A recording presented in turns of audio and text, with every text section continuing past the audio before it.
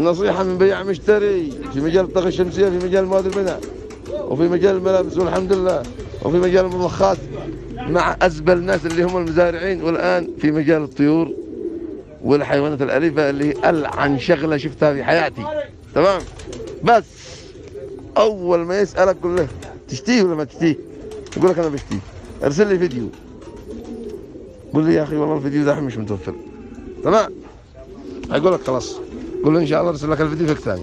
فإذا راسلك وألح عليك على الفيديو، رسلت الفيديو، هيقول لك أوه يا أخي ممكن ترسل لي حق هالإنتاجات. يا هذا لعب، هذا بيلعب كرة، هذا بيلعب كرة، لأن الهاوي مجرد ما يشوف حاجة بيشتري.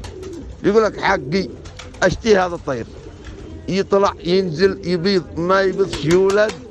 الطير هذا عجبني زي اللي بيحب الجنبي صيفاني، هات ويش لكن يقول لك وريني عياله، وريني عيال عياله، وريني خاله، اخواله منين؟ هذا ادري انه ايش؟ لعب كوره.